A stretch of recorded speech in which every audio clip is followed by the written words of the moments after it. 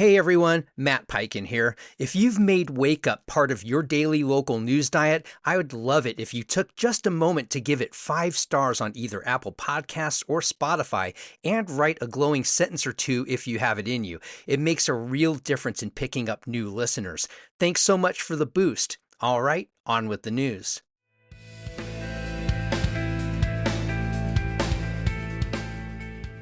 Wake up, Jacksonville. I'm Matt Peiken. I hope you all had a breezy weekend. Thanks for tuning into your local newscast for Monday, March 16th. The Florida Legislature has approved a change to state nepotism law, clearing the way for Joe Carlucci to run for Jacksonville City Council Vice President to serve while his father, Matt Carlucci, is also on the council.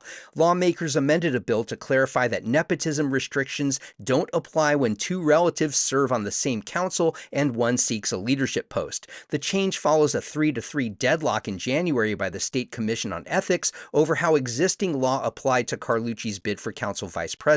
The 19-member council votes in May. Read more about this in the Times-Union.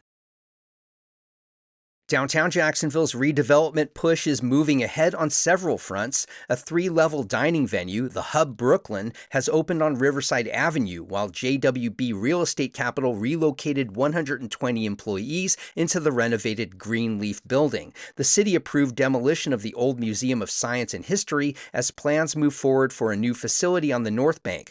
Baptist Health is planning a $110 million 15-story hotel on its South Bank campus. Several mixed-use and residential projects are in review, though a $17 million deal to sell the Duval County Public Schools headquarters has collapsed. You can read a detailed roundup on all these developments and more in the Daily Record.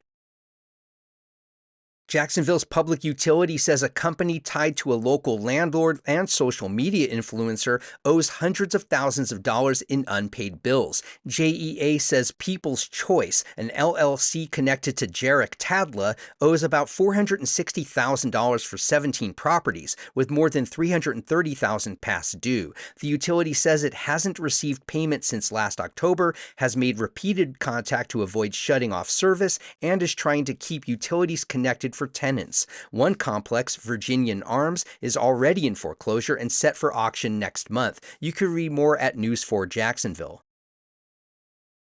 City leaders may redirect money set aside for a stalled public art project at the Duval County Courthouse. About $387,000 remains from the $728,600 approved a decade ago for a sculpture called These Truths, Voice of Jacksonville. The city has already paid the artist $315,000 for design work. Chief Judge Lance Day raised concerns last year about vandalism and cost, saying, quote, "A courthouse may not be that place."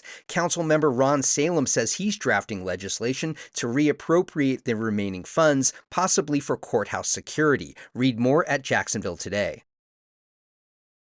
And Jacksonville's first outdoor food hall is set to open Friday in the Deerwood area. The Block Jack's features a 10,000 square foot covered pavilion with 8 food vendors, a stage for live music, a large LED screen for sports and movie nights, and multiple bars. There's also a fenced kids park, a private dog park, and a 21 and up space upstairs. Founder Daniel Moffett says he spent nearly 3.5 years developing the nearly $10 million project with a focus on local restaurants, artists, and musicians. The venue will operate Wednesday through Sunday. Read more at Jacksonville Today. As you can tell every time you listen to Wake Up, I draw all the content from the credible sources of journalism right in this city.